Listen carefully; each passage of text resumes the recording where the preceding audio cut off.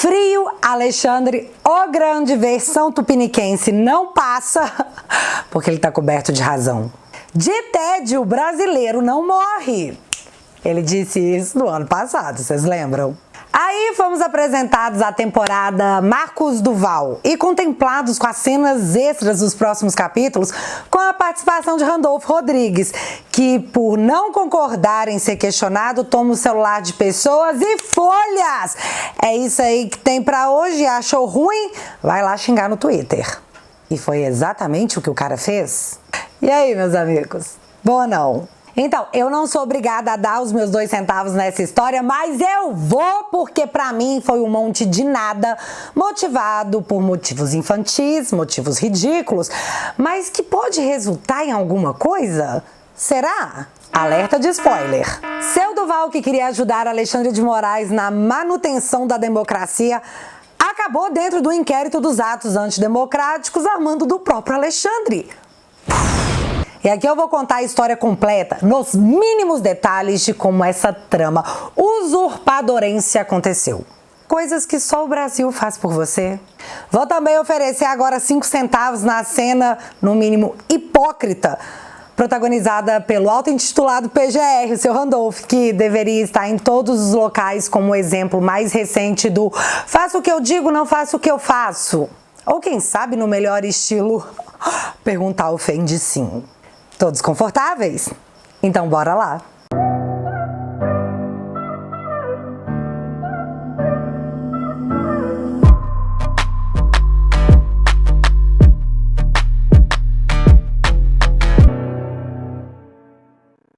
Povo, eu não sei se vocês conseguiram acompanhar a treta toda que rolou com o Marcos Duval e muito menos o final que ninguém esperava que teria no dia de ontem, porque, olha, os roteiristas da política do Brasil estão cada dia mais criativos.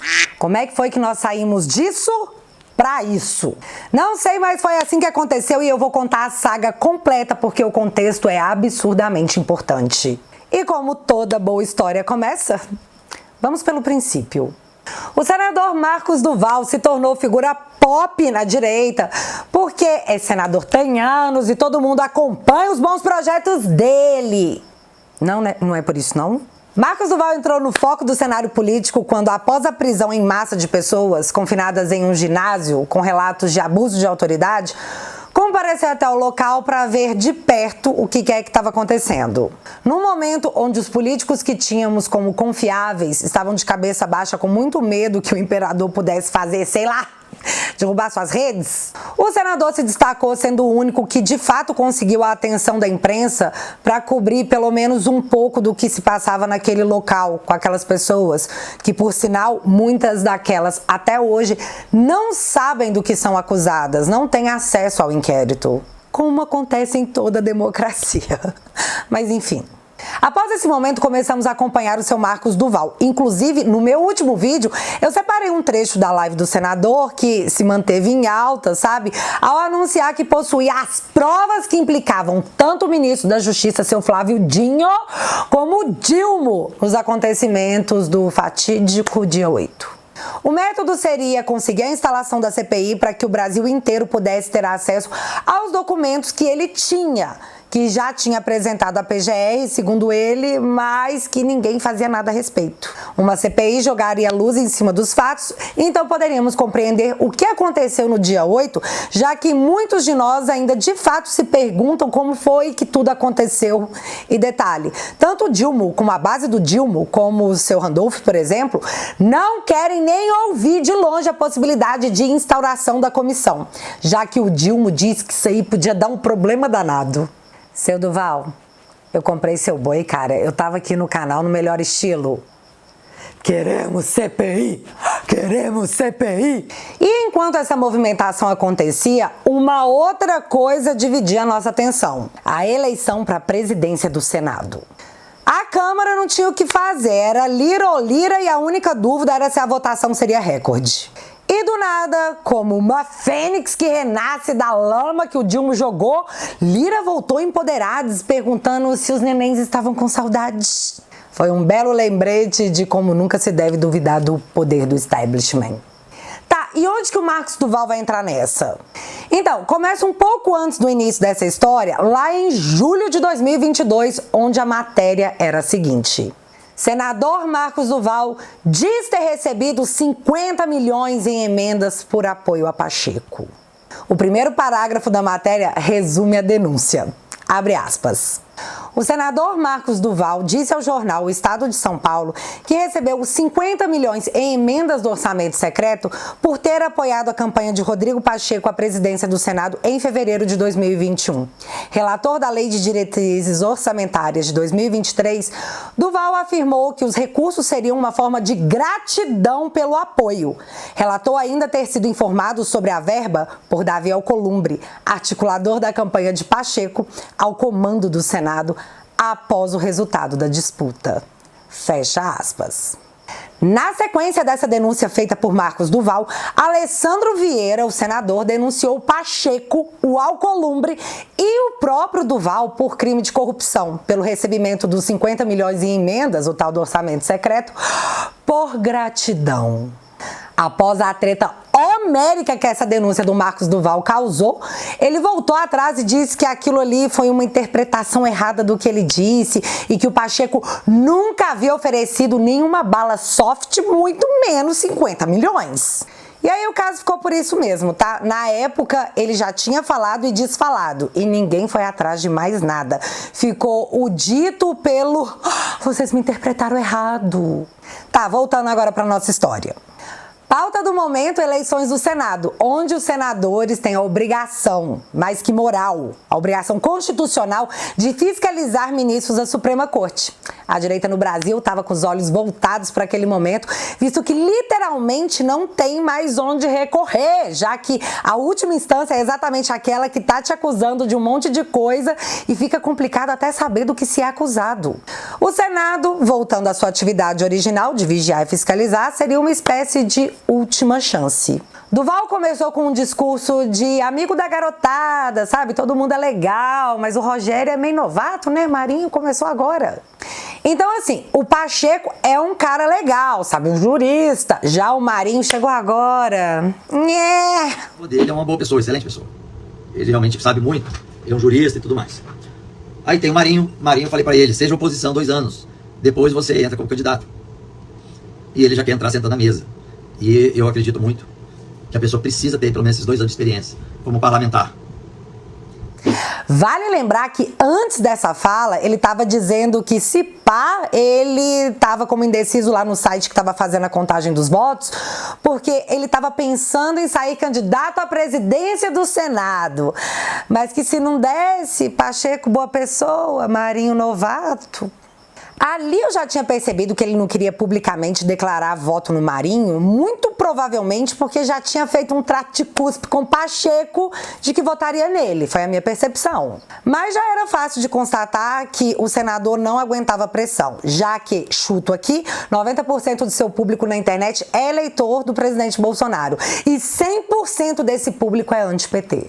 Sabendo que o Dilma estava distribuindo cargos e que o Pacheco, de fato, era o candidato do Dilma, o povo encarnou o meme do Pocoyo perguntando: o que o senhor pensa que o senhor está fazendo, seu Marcos Duval?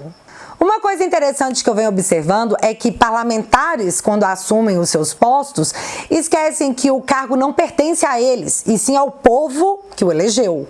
E não é obrigação de um senador representar os seus eleitores, é dever.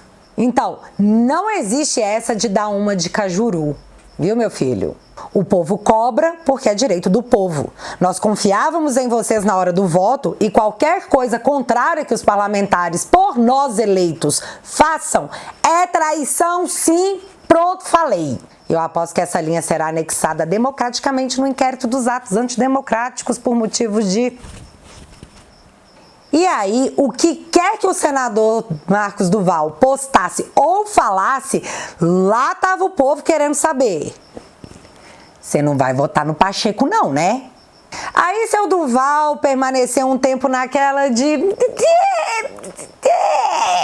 Mas, por fim, às vésperas da eleição, após muita pressão, seu Duval vai e anuncia que vai sim votar no Rogério Marinho.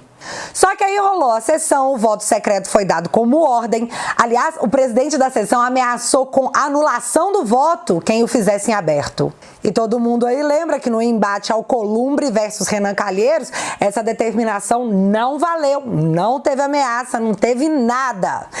E é que uns são mais iguais que outros, né? A regra é clara, mas depende.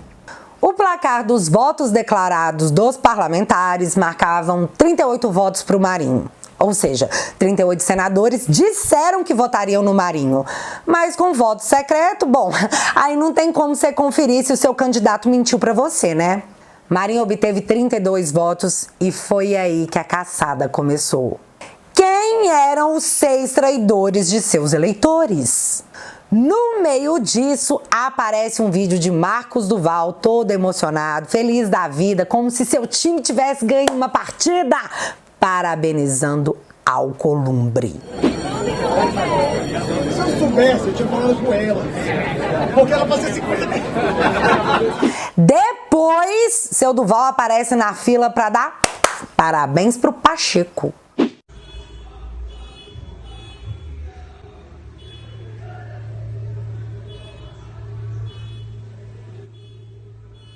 Seu Duval, pensa numa ideia ruim. Não que todos nós não possamos ser educados perante a derrota, mas aquelas cenas pro eleitorado doeu porque não tinha ninguém feliz. E eu não sei se o senhor sabe, mas a galera que vota em você não curte seu Alcolumbre, que fez as articulação política para a vitória do candidato do Dilma, que tempos atrás o senhor denunciou por ter sido favorecido em emendas por ter votado junto com eles. Então, seu Duval, a galera pirou porque pegou meio mal, sabe? Tipo assim, você podia ter feito isso num outro momento? E foi aí que a mesma pressão que antes foi feita para que Duval votasse no Marinho, agora havia se transformado numa tempestade de críticas e uma desconfiança alta de que Duval era um dos 6 traidores. E se eu tivesse que apostar o meu dedo mindinho da mão esquerda para eu poder me aposentar por invalidez e viver do Estado, eu apostaria que foi naquele momento que virou uma chavinha no senador Marcos Duval. É o famoso sentiu. E aí, no meio daquela situação em que os eleitores estavam fazendo um Dória na cabeça do cara, seu Duval, dentre todas as ideias que ele poderia ter para tentar reverter a situação, escolheu a pior de todas. Eu acho que eu vou entrar numa live com a galera do MBL. Isso parece genial. Nessa live, o Mamãe Falei e o Renan Santos nos contaram que o próprio Mamãe Falei havia mandado uma mensagem bem ríspida para o seu Duval, com todas as frustrações que eles tinham com o senador, e estavam também forçando o Marcos Duval a dizer com todas as letras que o Eduardo Bolsonaro era um vagabonde. Então você confirma, né? Você tem coragem de falar que ele é um vagabonde, seu Duval? Fala que ele é um vagabonde aqui agora, ó, pra todo mundo ver. Galera, nessa live o senador pedia pelo amor de Deus para as pessoas pararem de dizer que ele era bolsonarista, porque ele não era, que ele ficava, palavras dele, puto da cara quando alguém o cobrava nesse sentido. Ou seja, Marcos Duval não é bolsonarista, nunca foi, e para deixar bem claro, ele contou que já processou o Eduardo e o Carlos e ainda se referiu ao presidente dessa forma aqui. Sabe como é que ele chegou até mim? Quando a porra do pai dele indicou para ele ser a porra de embaixador em Washington, quando a porra do pai dele indicou para ele... Tudo bem, seu Duval, claro como limpar roupa colorida com água sanitária. Tudo manchado, mas tudo limpo, tá? O senhor não é um apoiador do presidente Bolsonaro. Ficou bem claro. E nessa pegada do MBL, que na minha cabeça tava assim com cara... O Duval é bolsominion! O Duval é bolsominion! Duval, você é bolsominion! O senador decide provar pra geral que não é e nunca foi aliado de Bolsonaro, porque era pra todo mundo se preparar, porque uma bomba tava vindo sexta-feira na Veja, que ele ia soltar um peido mega fedorento com direito a freada na cueca, que era pra todo mundo ficar atento, preparado, que tá vindo uma coisa grande. E seu Duval, com comichão no fiofó, não conseguiu se segurar. Foi lá e disse que o Bolsonaro havia coagido a dar um golpe de Estado, gravando em segredo o imperador da coisa toda, seu Alexandre, o grande versão tupiniquense, em que ele poderia admitir que passou dos limites constitucionais em suas atuações. Assim, teria uma materialidade para que providências fossem tomadas. E mais, que ele não só havia se recusado a participar do plano mirabolante, como também havia denunciado o plano todo para o próprio Alexandre. E refrisou que o presidente Bolsonaro havia dito categoricamente que se ele fizesse isso ia salvar o Brasil, que quem estava propondo isso para ele era o próprio Biruliro. Viu que eu não sou um bolsonarista? Um bolsonarista faria isso e ia denunciar o Bolsonaro desse jeito pro próprio Alexandre de bandeja? Não sou bolsonarista! Chupa aí! Eu acho que na cabeça dele, ele havia conseguido provar tanto pro MBL como pro Pacheco e pro Alcolumbre que ele nunca foi amigo da garotada e que ele não era da tribo bolsonarista, que eles poderiam confiar nele aí pro que der e vier e que ele estava ajudando a salvar a democracia. Confia. Mas a realidade esfregada na cara do senador logo após a live foi a seguinte: cara, cê é doido? Os xingamentos de sua base foram tão pesados que ele deve até ter sentido falta de quando o pessoal tava chamando ele de traíra por conta do abraço chamegado lá no Alcolumbre.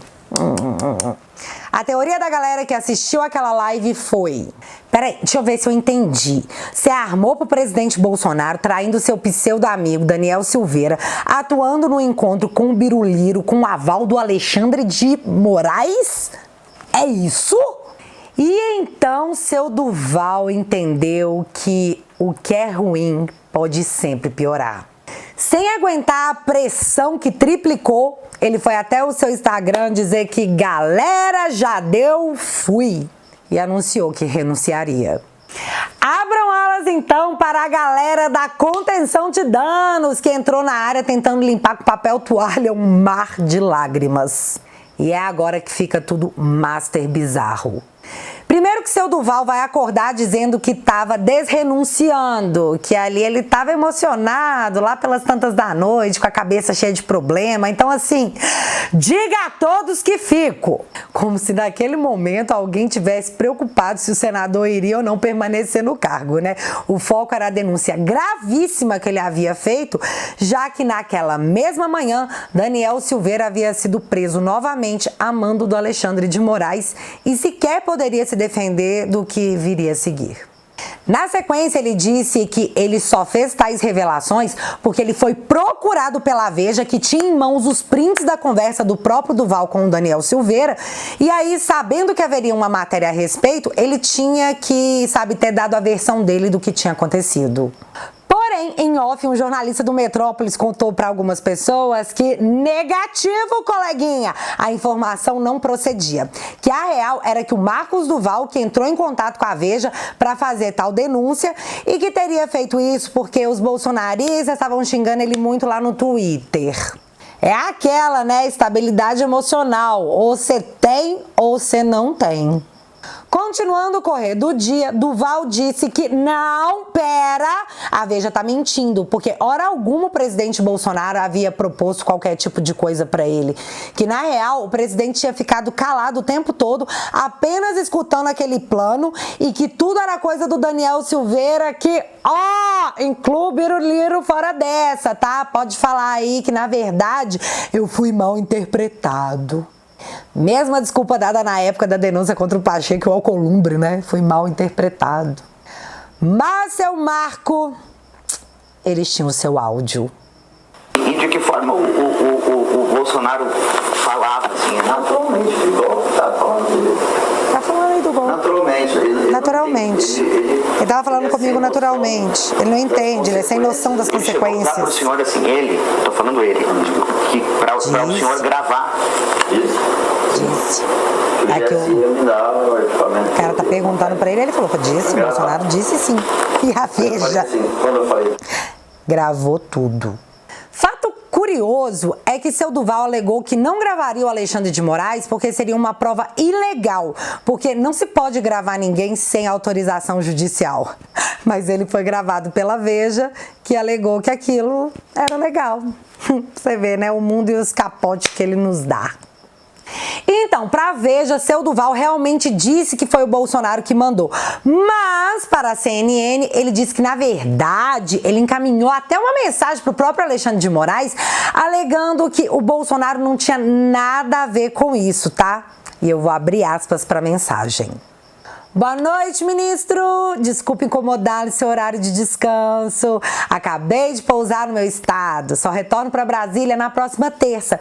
Mas eu preciso adiantar uma parte do encontro que considero de alto grau de importância.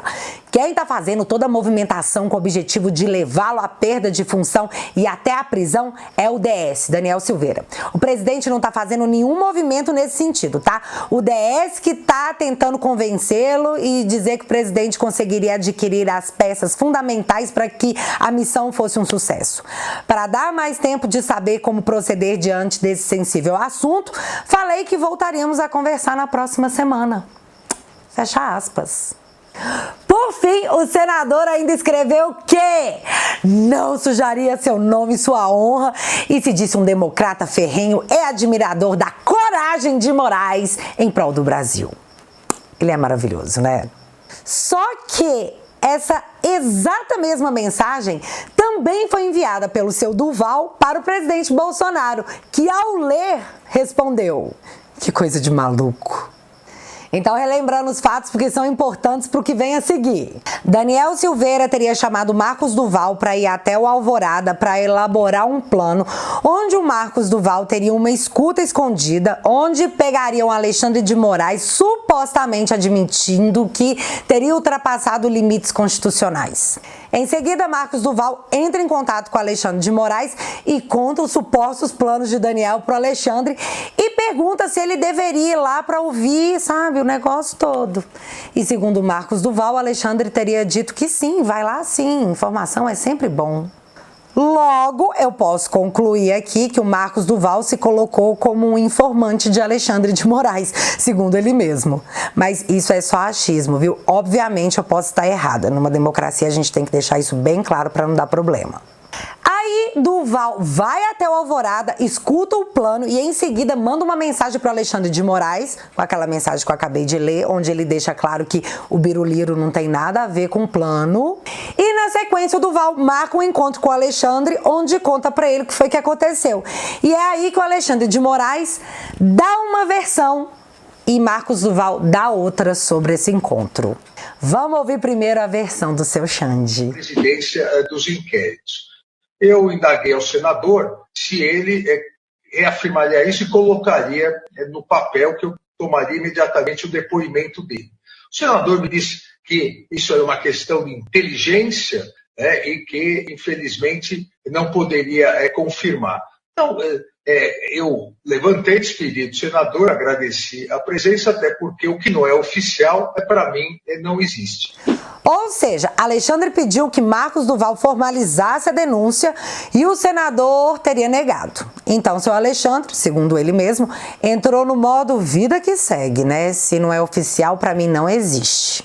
Agora vamos ouvir a versão completa, a versão full estendida de Marcos Duval, que agora faz a sua narração dos fatos que, segundo eles, são os verdadeiros. Não, dia 8 eu comuniquei o que ele achava de eu ir na reunião proposto pelo Daniel.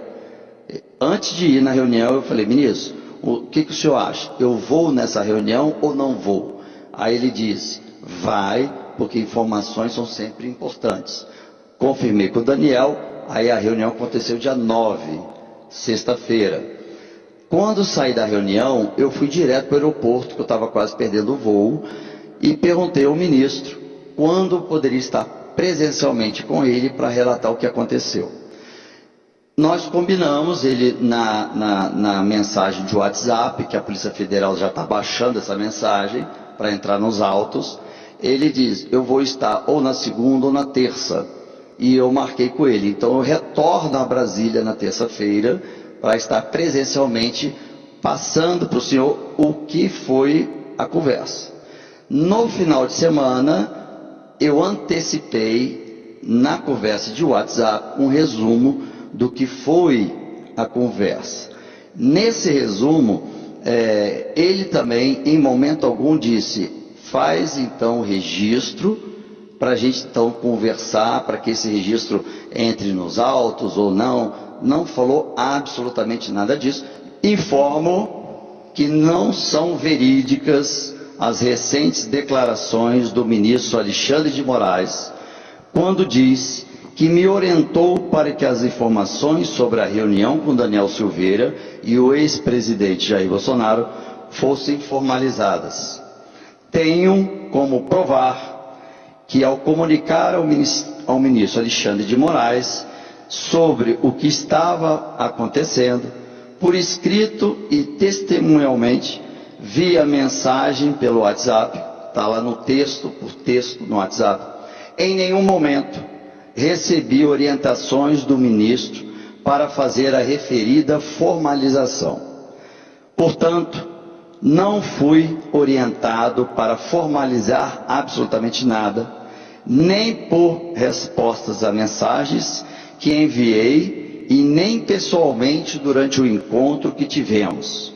E aí eu acrescento que estarei fazendo uma solicitação para a PGR afastar o ministro Alexandre de Moraes da relatoria. Então é isso, Duval acusou o imperador, magnânimo, de estar mentindo e disse que acionaria a PGR para que Alexandre fosse retirado dos inquéritos, já que ele é parte em praticamente todos eles, né? Mas isso é só um detalhe.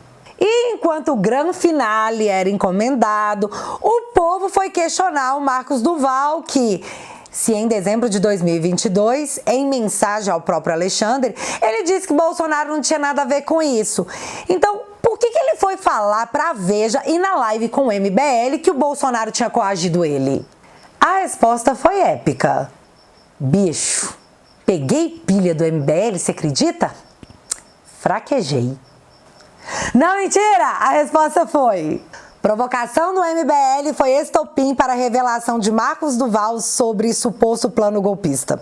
O movimento irritou o parlamentar ao chamá-lo de traidor por seu posicionamento na eleição para presidente do Senado.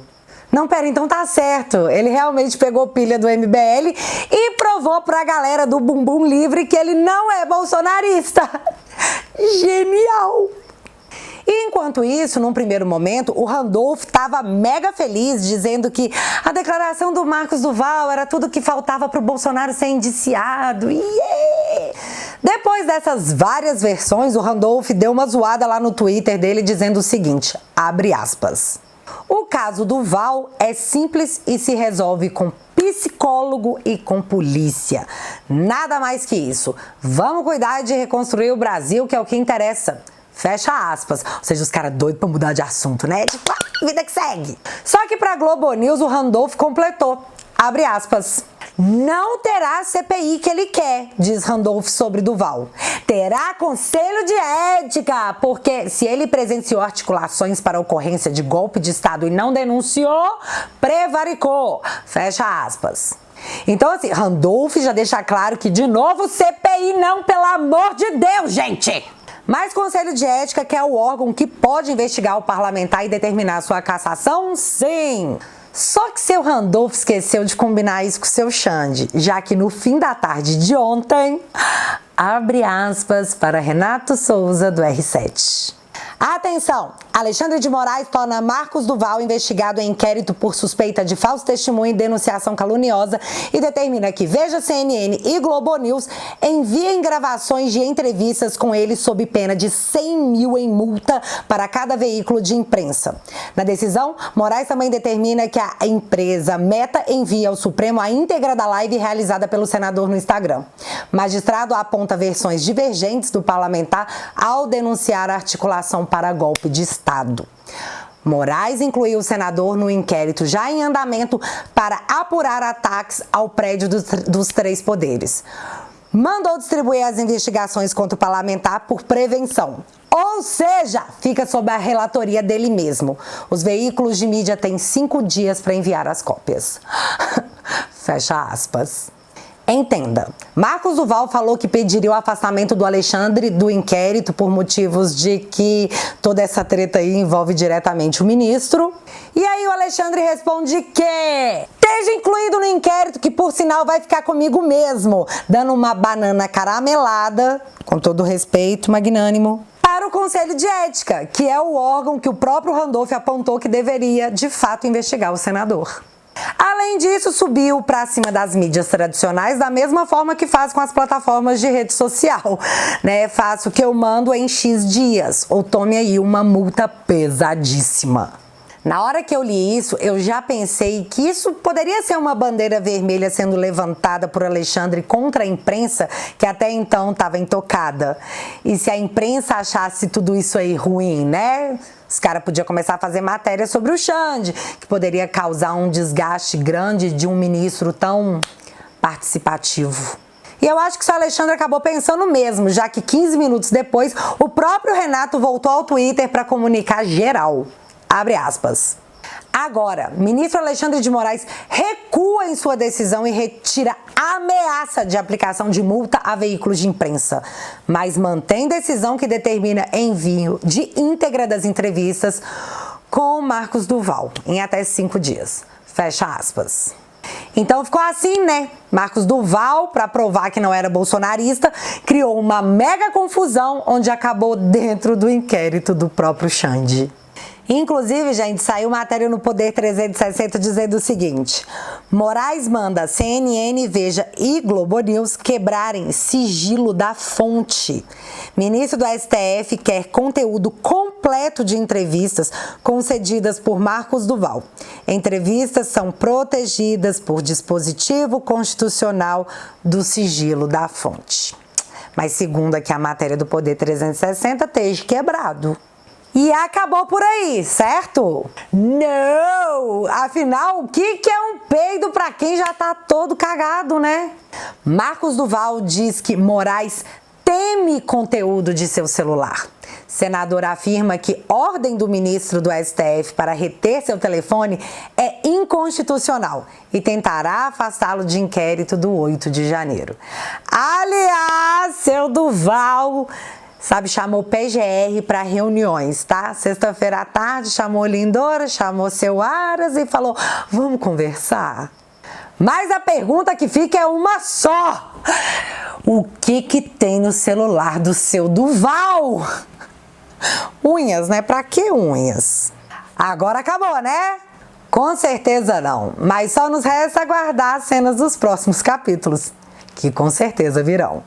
Para encerrar esse vídeo, Randolph Rodrigues, um democrata, foi questionado por um youtuber sobre o seu projeto de lei que criminaliza o assédio político. Na sequência de fatos, Randolph nega a autoria do projeto, mas, após ser criticado em lugares públicos, Randolph tenta criar crime de assédio ideológico. Mas continuando, né? Enquanto o YouTube tenta argumentar que, esse projeto é seu sim, o Randolph simplesmente pega o celular do cara, é protegido por seguranças que dizem que o menino faltou com respeito ao senador, e o seu Randolph entra no elevador com o celular do youtuber e vai embora. Veja o vídeo. Senador, recentemente o senhor propôs um projeto de lei aí que busca criminalizar o assédio político, não é isso? Não, eu não. Eu posso pesquisar que não é isso? Você pode buscar no projeto. Eu tenho quase certeza que é isso. Pula aí. Não, querido. Eu não posso subir pro pessoal, senador. Pode terminar aqui pra gente terminar algumas questões. Deixa eu terminar aqui. Deixa eu terminar aqui. Ele tomou meu celular, cara. Você tá doido, né? Devolve meu celular aí. Tá tudo gravado aqui, cara. Tudo gravado aqui. Então é isso, um senador da República pode tomar o celular de outra pessoa que o questiona sobre um projeto de lei sob a alegação de nenhuma. Porque nada justifica você se apropriar de um objeto alheio porque te incomodou. Inclusive você sendo mais do que uma figura pública, você sendo um político que recebe salário dos contribuintes. A gente paga o seu salário. E só para finalizar, tempos depois o celular do rapaz foi devolvido. O negócio foi tão sério que até o Nelipe Feto foi ao Twitter dizer: Randolph, você tá doido? Isso é inadmissível. Em minha livre adaptação. E E foi então que Randolph enfim se manifestou dizendo que é um ser humano, que ficou de ovo virado e que não se orgulhava do que tinha feito. Também minha livre adaptação. A cena deve ser remetida ao Conselho de Ética para que nunca mais isso aconteça. Político não tem o direito de fazer tal coisa e senador deve responder por seu péssimo exemplo dado à democracia, que não aceita esse tipo de comportamento. Democracias, não permitem que senadores peguem o celular de outras pessoas por perguntas incômodas. Concordam? E é isso, galera. Como vocês sabem, o meu canal tá censurado aqui na plataforma, desmonetizado e as minhas redes fora do ar a mando da democracia. Então eu te convido a entrar pra família no www.teatualizei.app, onde além de ajudar a manter o conteúdo aqui do canal, você tem acesso a conteúdos exclusivos como uma forma de agradecimento. Se você ainda não faz parte da família, eu vou deixar o link fixado aqui no primeiro comentário e desde já o meu muito obrigado. É muito importante pra mim. Na descrição tem o link do meu canal no Rumble. E agora eu quero saber de você, nessa treta toda, de que lado você tá? Porque eu tô do lado da treta. Então me contem aqui nos comentários que eu quero saber, porque, o seu comentário aumenta o engajamento do vídeo e distribui para que outras pessoas que nunca teriam visto o vídeo, se você não tivesse dado essa moral de comentários, conheçam o conteúdo. Fiquei sabendo disso recentemente, vivendo e aprendendo.